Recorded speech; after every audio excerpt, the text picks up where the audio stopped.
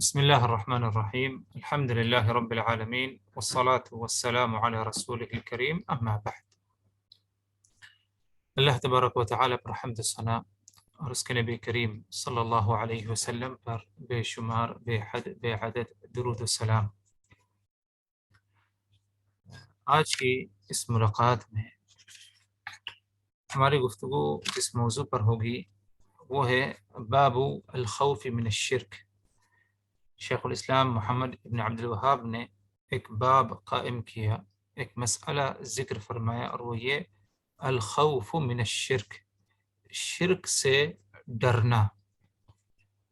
اور شرک سے ڈرنے سے مراد یہ ہے کہ شرک سے بچا جائے اور اس بات سے ڈرا جائے کہ کہیں انسان شرک میں مبتلا نہ ہو جائے۔ اس بات سے انسان کو ہمیشہ ہے ڈرنا چاہیے، کیونکہ اگر شرک میں مبتلا ہو جائے انسان تو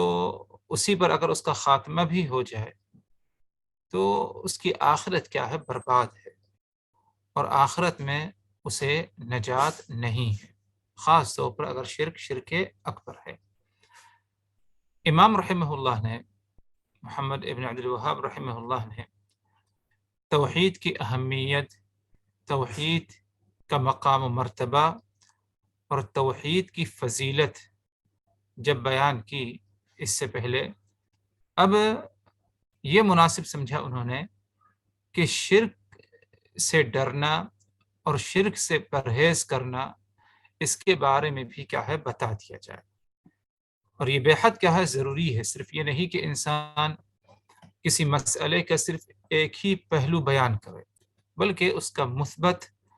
اور منفی دونوں پہلو بیان کیا جانا چاہیے۔ اس کی مثال یوں لے لیجئے، ایک انسان کو اللہ تبارک و تعالی نے صحت سے نوازا، عافیت سے نوازا، تندرستی سے نوازا، اور وہ سمجھ گیا کہ ہاں صحت اور تندرستی کی کیا اہمیت ہے انسان کی زندگی میں، خاص طور پر اگر وقتی طور پر کوئی اسے بیماری لاحق ہو جاتی ہے، ایسی بیماری جس سے اس کی صحت متاثر ہو جائے، تو وہ اچھے سے سمجھ جاتا ہے کہ صحت و عافیت، تندرستی کی کیا اہمیت ہے۔ اسی لیے انسان بیماری سے اور ایسی چیزیں جو اس کے صحت کے لیے، عافیت کے لیے نقصان دہ ہوں، اس سے انسان بچتا ہے اور ڈرتا بھی ہے۔ بعض دفعہ انسان کے سامنے حلال کھانے پینے کی چیزیں ہیں، حرام نہیں بلکہ حلال کھانے پینے کی چیزیں ہیں، ان سے بھی اجتناب کرتا ہے، وہ کہیں اس کے کھانے سے میری صحت متاثر نہ ہو۔ ایک آدمی کو شوگر ہے مثال کے طور پر، یا شوگر نہیں بھی ہے لیکن وہ بچنا چاہتا ہے، بھائی کہیں مجھے شوگر نہ ہو جائے، تو اسی لیے وہ میٹھا کھانے سے یا وہ چیزیں جو شوگر کے لیے مضر ہیں اس سے وہ ڈرتا ہے، اس سے بچتا ہے۔ یہ ایک عام سی بات میں نے بتائی اس لیے کہ یہ ایک ہر انسان کی فطرت میں یہ چیز ہے، اس کے صحت کے بارے میں اس کا یہ رویہ اور یہ معمول ہوتا ہے کہ جو مفید چیز ہے صحت کے لیے اسے حاصل کرتا ہے، اور جو مضر چیز ہے صحت کے لیے اس سے ڈرتا ہے کہ کہیں جان بوجھ کر یا انجانے میں اگر وہ استعمال میں آ جائے تو میری صحت متاثر ہو جائے۔ اگر صحت کے بارے میں انسان اتنی زیادہ فکر کرتا ہے تو ظاہر سے بات ہے اسے جو اصل صحت ہے، دل کی صحت، اور وہ ہے ایمان، خالص ایمان، اس کی فکر اسے زیادہ ہونی چاہیے۔ اسی لیے توحید کی جہاں فضیلت، اہمیت اور توحید پر کیا اجر و ثواب ہے کہ جنت میں بغیر حساب و کتاب کی داخل کر دیا جائے گا، اس قسم کی باتیں بیان کرنے کے بعد شیخ الاسلام نے اب ادھر الخوف من الشرک، شرک سے ڈرا جائے، شرک سے ہمیں ڈرنا چاہیے کہ کہیں انسان انجانے میں بھی یا جان بوجھ کر شرک میں اگر مبتلا ہو جائے تو اس کی آخرت برباد ہو جائے گی۔ اسی لیے ایک مسلمان جس نے توحید کی اہمیت کو، عظمت کو سمجھا، اور توحید کی عظمت اہمیت کو ویسے ہی سمجھا جس طرح توحید کی اہمیت پائی جاتی ہے، تو یقیناً ایسا انسان شرک سے ڈرتا ہے اور شرک سے ہمیشہ اپنے آپ کو کیا ہے بچانے کی کیا ہے کوشش کرتا ہے۔ اور ادھر اگر دیکھا جائے، جب شیخ الاسلام محمد ابن عبد الوہاب نے اس مسئلے کا ذکر کیا الخوف من الشرک، کہ شرک سے ڈرا جائے، حقیقت تو یہ ہے کہ اس میں ایک ناصحانہ اسلوب ان کا پایا جاتا ہے، شیخ کا ناصحانہ اسلوب یعنی خیر خواہی، ہمدردی لوگوں کی، یعنی ان کے اندر لوگوں کی اتنی زیادہ ہمدردی اور خیر خواہی، لوگوں کے بارے میں بھلائی اچھائی چاہتے ہیں کہ جہاں توحید کی فضیلت، اہمیت، عظمت بیان کی، وہیں یہ بھی بتا دیا گیا، بتایا انہوں نے لوگوں کو کہ شرک سے کیا ہے ڈرو اور اپنی توحید کو کیا ہے ضائع نہ کرو۔ رہی بات، جب شیخ نے یہ کہا کہ الخوف من الشرک، شرک سے ڈرنا، شرک کسے کہتے ہیں؟ شرک کسے کہتے ہیں اس کا مفہوم بیان کرتا ہوں، اسے یاد رکھیے۔ شرک سے مراد یہ ہے کہ غیر اللہ کو اللہ کے برابر سمجھنا، غیر اللہ کو اللہ کے برابر ان معاملات میں سمجھا جائے جو کہ اللہ کے لیے خاص ہے یا اللہ کے حقوق ہیں۔ یا یوں سمجھیے، اللہ رب العالمین کے جو حقوق ہیں دوسروں کو بھی اسی حقوق میں شامل کرنا، اسے کیا ہے شرک کہا جاتا ہے۔ عبادت کرنا ہے صرف اور صرف اللہ کی، یہ اللہ کا حق ہے ہم پر۔ جانور ذبح کرنا ہے صرف اور صرف اللہ ہی کے نام کا، اللہ ہی کے لیے جانور ذبح کرنا ہے، یہ اللہ کا حق ہم پر ہے۔ اب اس میں کسی اور کو شریک کر دیا جائے یا ان حقوق کو اللہ کے بجائے کسی اور کے لیے ادا کیا جائے، تو یہ اللہ کے ساتھ گویا کہ کیا ہے شرک کرنے میں کیا ہے داخل ہوگا۔ اللہ تبارک و تعالیٰ کے اسماء و صفات ہیں، اسماء حسنہ، صفات علا، پیارے پیارے نام، اچھی صفات، خوبیاں ہیں۔ ان اسماء و صفات میں کسی اور کو بھی شامل کرنا تو یہ اللہ تبارک و تعالیٰ کے ساتھ کیا ہے شرک ہو جائے گا۔ تو اس بات کو اچھی طرح سمجھیے کہ شرک کہتے ہیں اللہ رب العالمین کے جو حقوق ہیں، ان حقوق میں اللہ کے ساتھ کسی اور کو بھی شامل کرنا، چاہے وہ انسان ہو، جانور ہو، فرشتہ ہو، انسانوں میں بھی کیوں نہ وہ نبی ہو، رسول ہو، پیغمبر ہو، کسی کو بھی اللہ کے حقوق میں شامل کرنا اور اسے لے آنا اس میں، یہ شرک میں کیا ہے داخل ہے۔ تو اسی لیے الخوف من الشرک مطلب یہ کہ شرک سے ڈرا جائے، شرک سے ڈرا جائے۔ کس قسم کے شرک؟ ہر قسم کے شرک سے ڈرا جائے، چاہے وہ شرک اکبر ہو یا شرک اصغر ہو، چاہے وہ شرک اکبر ہو یا شرک اصغر،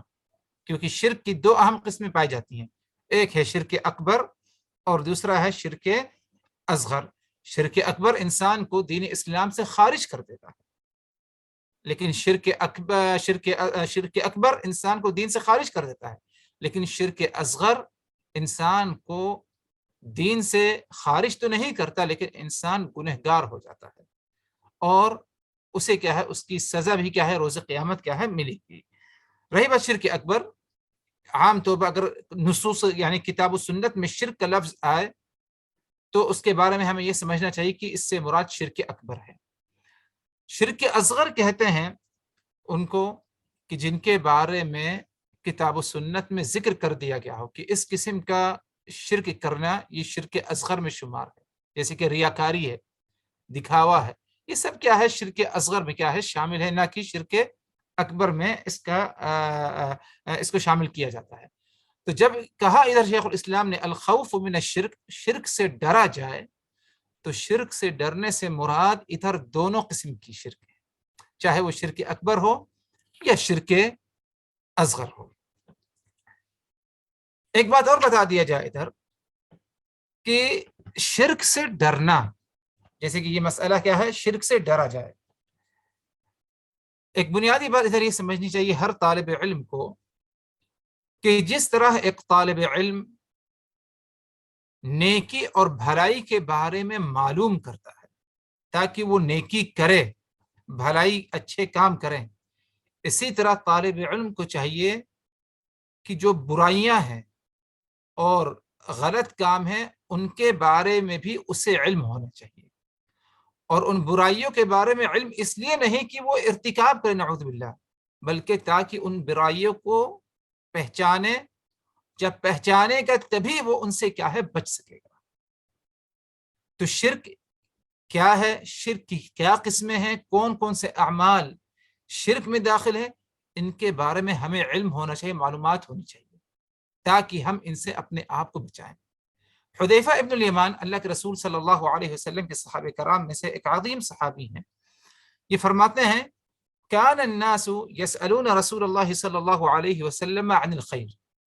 کہ لوگ اللہ کے رسول صلی اللہ علیہ وسلم سے خیر اور بھلائی کے بارے میں سوال کیا کرتے تھے۔ فرماتے ہیں حذیفہ ابن الیمان کہ لوگ اللہ کے رسول صلی اللہ علیہ وسلم سے خیر اور بھلائی، اچھے کاموں کے بارے میں سوال کیا کرتے تھے۔ وَكُنْتُ أَسْأَلُهُ عَنِ الشَّرِّ، لیکن میں اللہ کے رسول صلی اللہ علیہ وسلم سے شر اور برائی کے بارے میں پوچھا کرتا۔ غور کریے، حذیفہ ابن الیمان فرماتے ہیں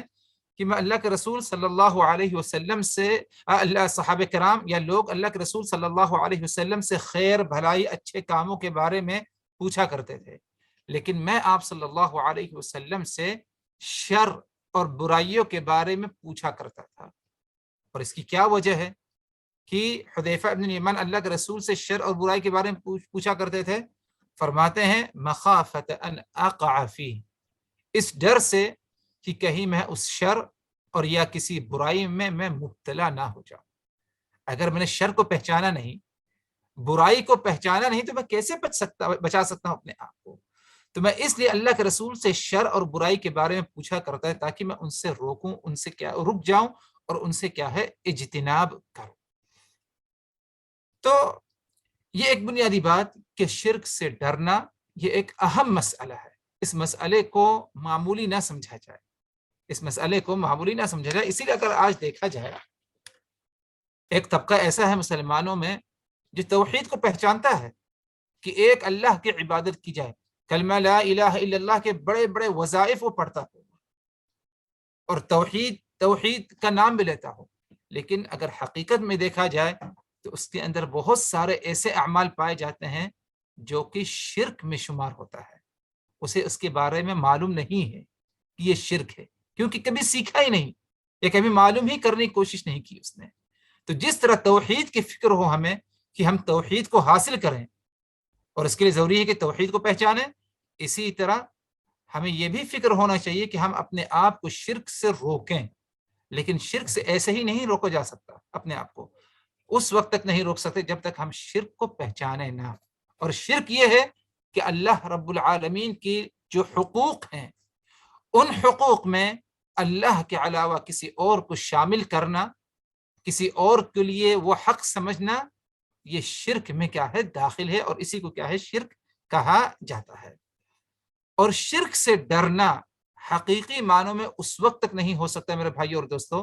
جب تک کہ دو چیزیں نہ پائی جائیں۔ مطلب یہ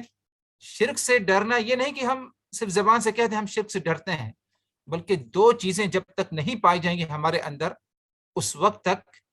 حقیقی معنوں میں ہم نے شرک سے اپنے آپ کو، اپنے نفس کو ڈرایا نہیں ہے، اپنے آپ کو بچایا نہیں۔ وہ دو چیزیں کیا ہیں؟ نمبر ایک، دعا، صدق دل سے اللہ تبارک و تعالی سے دعا کرنا کہ اے اللہ تعالیٰ تو نے جیسے ہمیں ایمان سے، توحید سے نوازا، اسی طرح رب العالمین تو ہمیں شرک سے ہمیشہ ہمیشہ کیا ہے محفوظ رکھنا۔ اور دعا کا اہتمام کرنا یہ اس لیے ادھر بیان کیا گیا کیونکہ اللہ کے رسول صلی اللہ علیہ وسلم نے خود اس کی ہمیں تعلیم دی، اللہ کے رسول صلی اللہ علیہ وسلم نے خود ہمیں اس کی تعلیم دی ہے۔ جیسے کہ بعض روایات میں آتا ہے آپ صلی اللہ علیہ وسلم نے غالباً ایک دفعہ حضرت ابو بکر صدیق رضی اللہ عنہ سے کہا، یا ابو بکر، اے ابو بکر، للشرک فیکم اخفى من دبیب النمل، یاد رکھو اے ابو بکر کہ تم لوگوں کے درمیان، تم لوگ یعنی لوگوں کے درمیان، صحابہ کرام کے درمیان، ایمان والوں کے درمیان شرک اتنا زیادہ پوشیدہ ہے،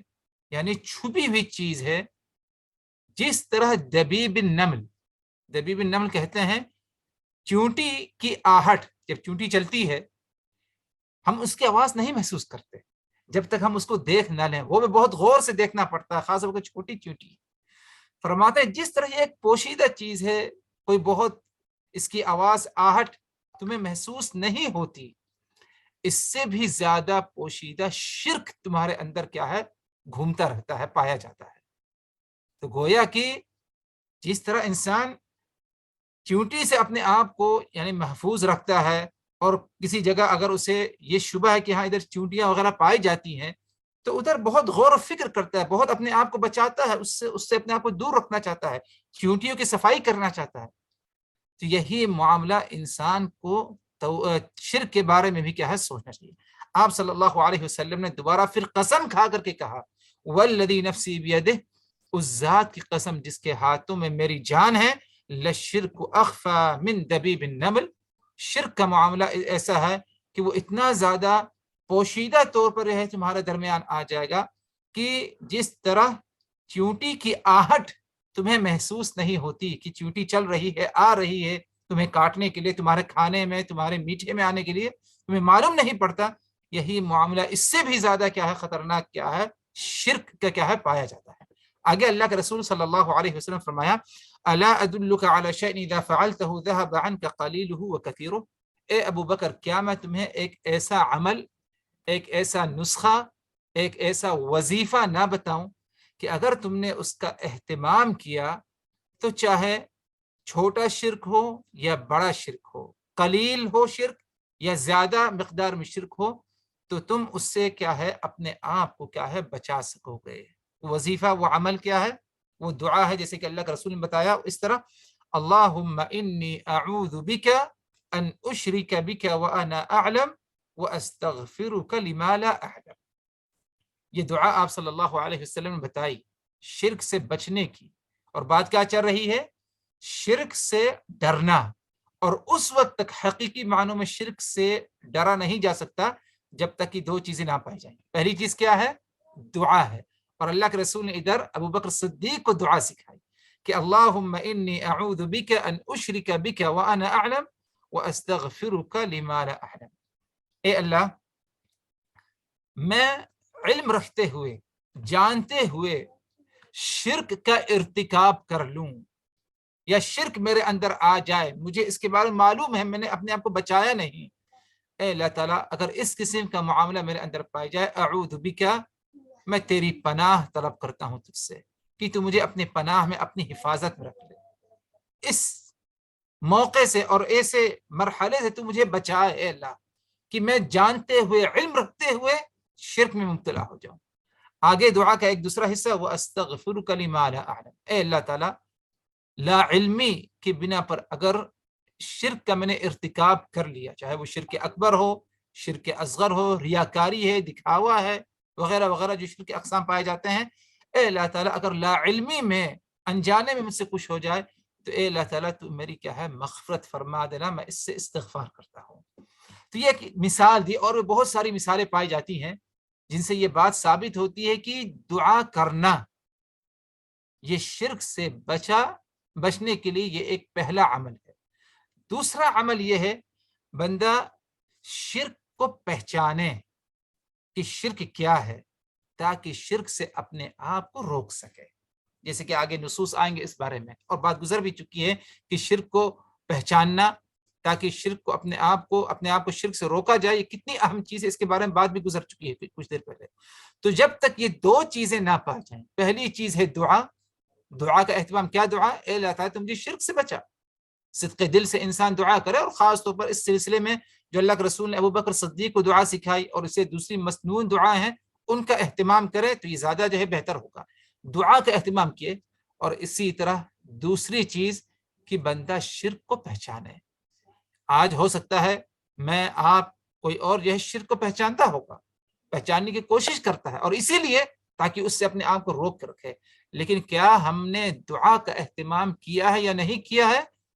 یعنی اس معاملے میں ہر ایک کو اپنے اپنا محاسبہ کرنے کی کیا ہے، ضرورت ہے۔ تو اسی لیے جس طرح ہم یعنی دنیا اور آخرت کی بھلائی سے متعلق بہت ساری دعائیں اللہ تبارک و تعالیٰ سے کرتے ہیں، سوال کرتے ہیں، انہی دعاؤں میں ہمیں یہ بھی شامل کرنا چاہیے کہ اللہم انی اعوذ بک ان اشرک بک وانا اعلم واستغفرک لما لا اعلم. اس دعا کو بھی ہمیں کیا ہے شامل کرنا چاہیے کہ اے اللہ تعالیٰ تو ہمیں شرک سے بچا،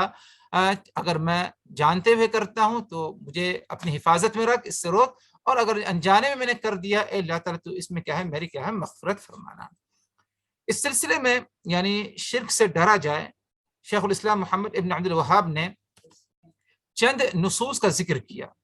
جن میں 2 قرآنی آیتیں ہیں اور 3 احادیث نبویہ ہیں. ان دونوں قرآنی آیت اور یہ تینوں احادیث نبویہ کے بیان کرنے کا ادھر مقصد ہی صرف یہی ہے، یہ بات ثابت کرنا کہ شرک سے کیا ہے ڈرا جائے. پہلی آیت ہے اللہ تبارک و تعالی کا فرمان، ان اللہ لا یغفر ان یشرک به ویغفر ما دون ذلك لمن یشاء. اللہ تبارک و تعالی اپنے ساتھ شرک کرنے کو معاف نہیں کرتا، لیکن شرک کے علاوہ دوسری چیزوں کو اللہ تبارک و تعالی معاف کر دیتا ہے. مطلب یہ ہوا اس آیت کا کہ بندہ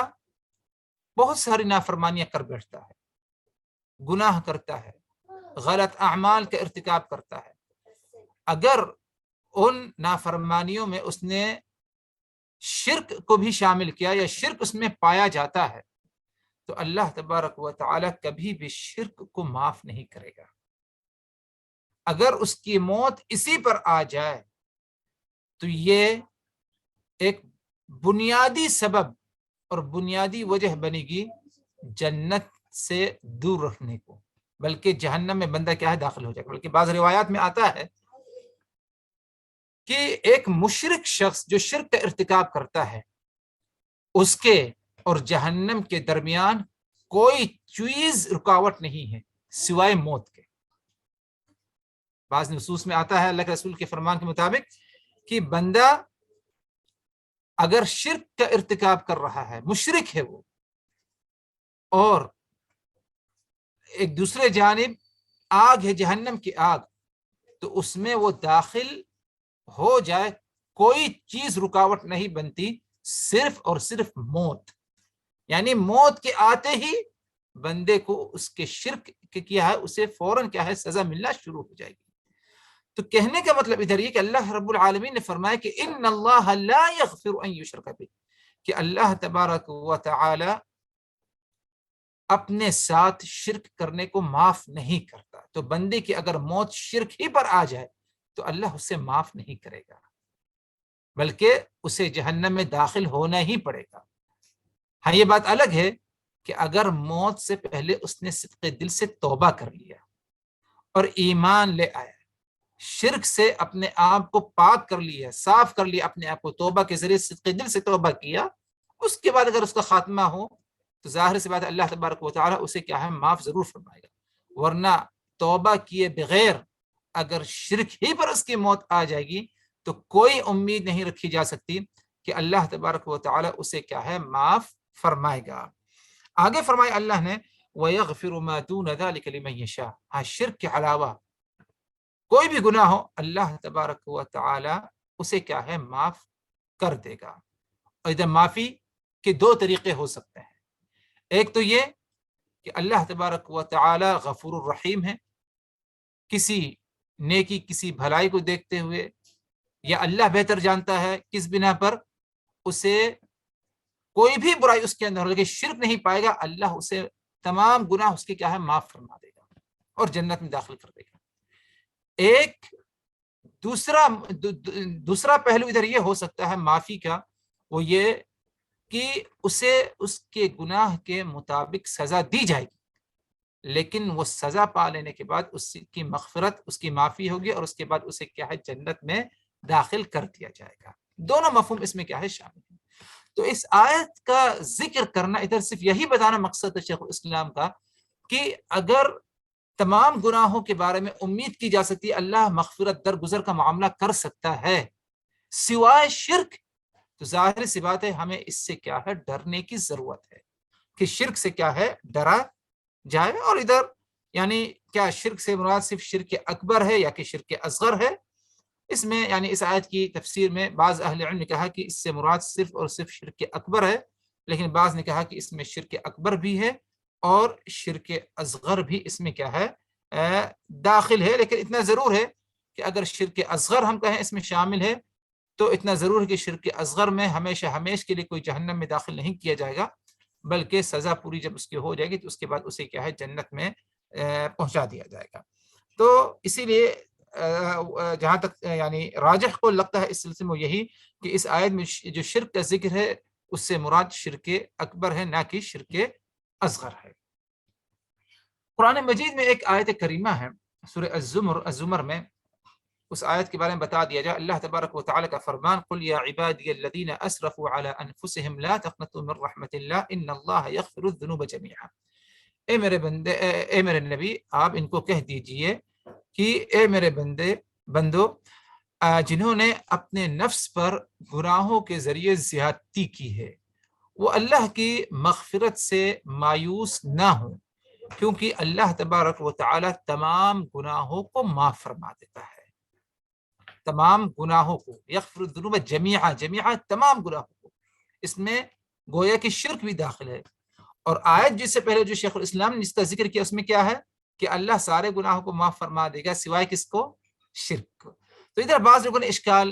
پیدا کیا کہ ادھر اللہ فرما رہا ہے کہ تمام گناہوں کو معاف فرما دے گا، اور اس سے پہلے جو آیت میں نے جو جس کا ذکر متن میں ہے کتاب کے اس میں کیا ہے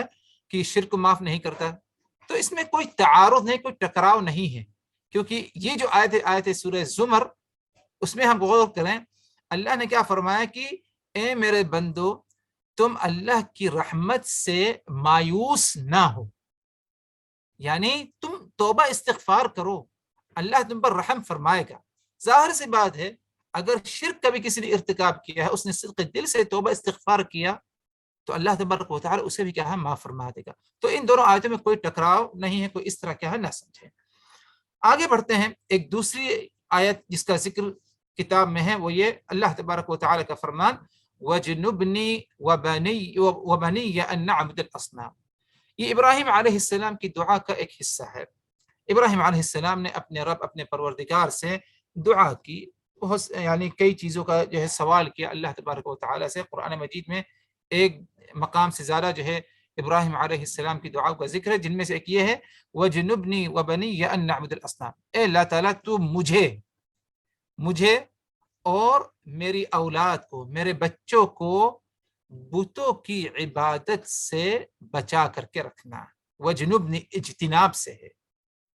وجنبنی یعنی یہ لفظ اجتناب سے یعنی مجھ کو بالکل دور رکھنا. ایک جانب بت ہے، اصنام ہے، اور دوسرے جانب میں اس کے رہوں، بالکل اس کے قریب تک میں نہ بھٹکوں. اور یہ دعا کون کر رہا ہے؟ ابراہیم علیہ السلام. اور ابراہیم کون ہے؟ جنہوں نے اللہ کی توحید کے لیے کعبہ اللہ کے حکم سے کیا ہے تعمیر کی، اس کی دیواریں کیا ہے اٹھائیں. ابراہیم کون ہے؟ ابراہیم علیہ السلام وہ ہیں جنہوں نے کیا ہے اپنے ہاتھوں سے بتوں کو کیا ہے توڑ ڈالا تھا. تمام بتوں کو جو ان کے قوم کے بت سوائے بڑے کے اوپر کیا ہے انہوں نے کلہاڑی لٹکا دی، وہ بھی کسی ایک مقصد کے لیے. لیکن اس کے باوجود ابراہیم علیہ السلام اللہ تبارک و تعالی سے کیا دعا کر رہے ہیں؟ وَجْنُبْنِي وَبَنِيَّ أَن نَعْبُدَ الْأَصْنَامَ. اے اللہ تعالیٰ تو مجھے، میرے بچوں کو، میری اولاد کو اصنام بتوں کی پوجا سے کیا ہے بچا کر کے رکھنا. اور بات گزر چکی ہے کہ حقیقی معنوں میں توحید شرک سے ڈرنا اس کے لیے دو چیزیں پائی جانی چاہیے. پہلی چیز دعا، اور یہ ایک مثال اس کی ہے کہ ابراہیم علیہ السلام نبی اور رسول ہو کر کے، اور خود اللہ نے ان کی تعریف بیان کی، وہ مشرکین میں سے نہیں تھے، لیکن اس کے باوجود ابراہیم علیہ السلام کو ڈر ہے اس چیز سے کہ کہیں میں یا میری اولاد میں سے کوئی شرک میں مبتلا نہ ہو جائے. اور اللہ سے دعا کر رہے ہیں کہ وَجْنُبْنِي وَبَنِيَّ أَن نَعْبُدَ الْأَصْنَامَ. اے اللہ تعالیٰ تم مجھے اور میری اولاد کو بھی کیا ہے اصنام یعنی بتوں کی عبادت سے کیا ہے بچا کر کے رکھنا. تو یہ بھی اس بات کی دلالت کرتا ہے کہ شرک سے ہمیں ڈرنا چاہیے، اور شرک سے ڈرنے کے لیے ایک یہ عمل یہ بھی ہے کہ ہم اللہ تبارک و تعالی سے دعا کا کیا ہے اہتمام کریں، جیسے کہ ابراہیم علیہ السلام نے کیا اور اللہ کے رسول صلی اللہ علیہ وسلم نے بھی اس کی ہمیں تعلیم دی ہے۔ ایک حدیث ہے اللہ کے رسول صلی اللہ علیہ وسلم کی، جیسے کہ اس متن میں ذکر ہے، آپ صلی اللہ علیہ وسلم نے فرمایا اخوف ما اخاف علیکم الشرک الاصغر، مجھے سب سے زیادہ تم کو لے کر کے جس بات کا ڈر ہے وہ یہ کہ کہیں تم شرک اصغر میں مبتلا نہ ہو جاؤ۔ صحابہ کرام نے پوچھا شرک اصغر کیا؟ آپ صلی اللہ علیہ وسلم نے کہا کہ الریا، شرک اصغر سے مراد ریا، یعنی ریاکاری، دکھاوا۔ ریاکاری کہتے ہیں کہ ایسی عبادت جو اللہ کے لیے خالص ہونا چاہیے، بندہ اس عبادت کو کرتے وقت اللہ سے اجر و ثواب تو طلب کر ہی رہا ہے، لیکن اس میں کسی اور کو بھی شامل کر لے، تعریف سننا چاہے۔ نماز پڑھ رہا ہے تو خشوع خضوع کا اہتمام کرنا ہے، تو اس نیت سے کر لیا اس نے کہ بھائی چلو لوگ میری نماز دیکھیں گے، میری تعریف بیان کریں گے۔ نفل روزہ رکھنا چاہیے، رکھ رہا ہے سنت کے مطابق، لیکن نیت میں یہ بھی ہے کہ لوگ میری تعریف بیان کریں کہ یہ نفلی روزوں کا اہتمام کرتا ہے۔ اچھی آواز سے قرآن پڑھنا چاہیے، پڑھ رہا ہے، لیکن ایک مقصد یہ بھی ہے کہ لوگ میری تعریف بیان کریں گے، تو اسے کہتے ہیں ریاکاری۔ یعنی یہ عبادت تم نے اگرچہ انجام دیا، اللہ سے اجر و ثواب چاہتے ہو، لیکن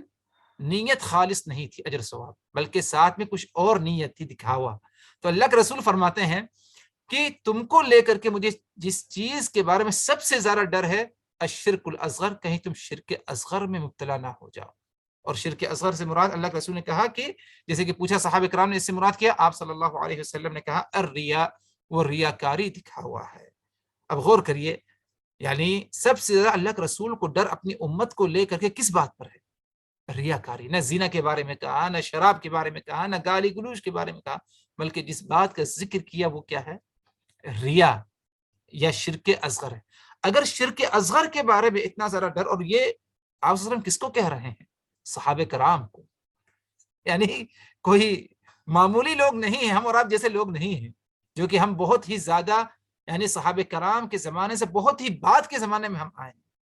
یہ بات اللہ کے رسول صحابہ کرام کو کہہ رہے ہیں، مجھے تم لوگوں کو جو میرے ساتھی ہیں، جن کی صحبت مجھے، یعنی جن کو جو ہے میری صحبت نصیب ہوئی ہے، میرے پر ایمان لے آئے ہیں، جن کے ایمان کے پختہ ہونے میں، اور ان میں سے ایک بہت بڑی جماعت ایسے جو جنت کی بشارت اللہ کے رسول نے دے دی ان کو، ان لوگوں کو کہی جا رہی ہے بات کہ سب سے زیادہ تم کو لے کر جس بات کا ڈر ہے کہیں تم شرک اصغر میں مبتلا نہ جاؤ۔ اگر شرک اصغر کے بارے میں اتنا ڈر، تو ظاہر سی بات ہے جو شرک اکبر ہے اس کے بارے میں کیا ہے، زیادہ ہمیں ڈرنے کی کیا ہے، ضرورت ہے۔ آگے ایک اور حدیث، عبداللہ ابن عباس رضی اللہ عنہ، عبداللہ ابن مسعود رضی اللہ عنہ فرماتے ہیں من مات وهو يدعو من دون الله ندا دخل النار، صحیح بخاری کی روایت۔ اللہ کا رسول فرمان، جس شخص کی موت اس حالت میں ہوئی کہ وہ اللہ تبارک و تعالی کے ساتھ کسی اور کو بھی پکار رہا تھا، کسی اور کی بھی عبادت کر رہا تھا، دخل النار، تو وہ شخص جہنم کی آگ میں داخل ہو جائے گا۔ اور جیسے کہ بات گزری ہے کہ مشرک شخص جس کا شرک پر خاتمہ ہو، ایسا شخص جو شرک کر رہا ہے، اس کے اور جہنم میں داخل ہونے کی کوئی چیز رکاوٹ نہیں بنتی سوائے کیا چیز؟ موت۔ اور اس میں اسی کی طرف اشارہ ہے، اللہ کے رسول کیا فرمایا؟ من مات وهو يدعو من دون الله ندا دخل النار، جو شخص اللہ کے علاوہ کسی اور کو اللہ کے ساتھ پکار رہا تھا اور اس کی موت اسی پر ہو جائے گی، اللہ کے رسول فرمایا دخل النار، تو وہ جہنم کی آگ میں داخل ہو جائے گا۔ ظاہر سی بات ہے حضرات، دوستوں، کہ یہ بھی ایک ایسا فرمان جس پر غور کرنے کی ضرورت ہے تاکہ شرک سے کیا ہے، ڈرا جائے۔ اسی طرح اللہ کے رسول کا ایک آخری فرمان جو شیخ الاسلام نے نقل کیا، صحیح بخاری صحیح مسلم کی روایت، حدیث کے راوی جابر ابن عبداللہ رضی اللہ عنہ فرماتے ہیں کہ اللہ کے رسول صلی اللہ علیہ وسلم فرمایا من لقی اللہ لا یشرک به شیئا دخل الجنہ ومن لقیہ یشرک به شیئا دخل النار، جس نے اللہ تبارک و تعالی سے ملاقات کی، یعنی روز قیامت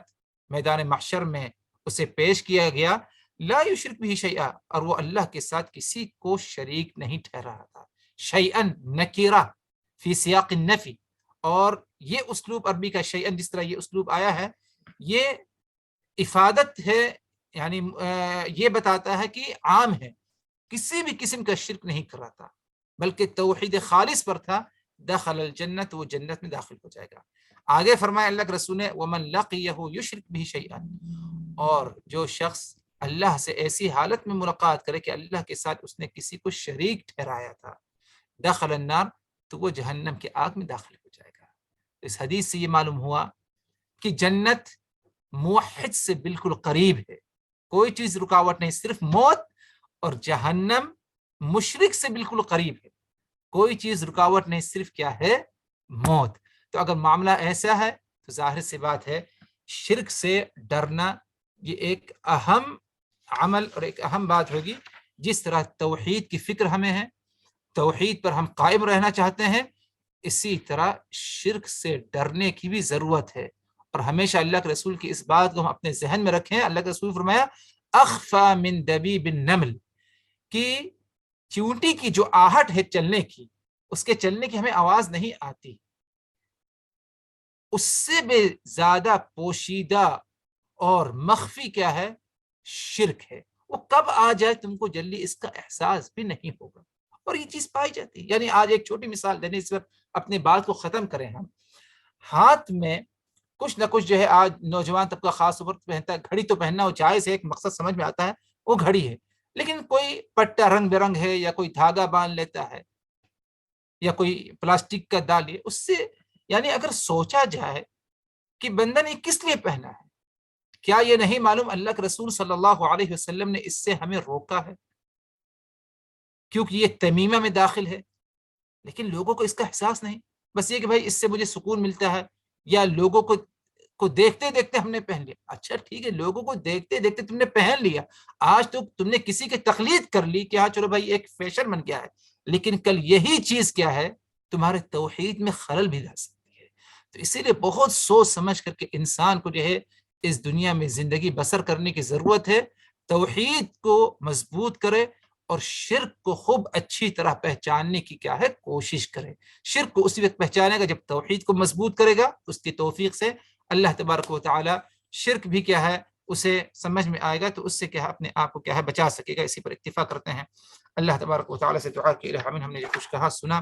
ان باتوں کو اچھی طرح سمجھنے کی، یاد رکھنے کی، عمل کرنے کی ہمیں توفیق دے۔ وآخر دعوانا ان الحمد للہ رب العالمین۔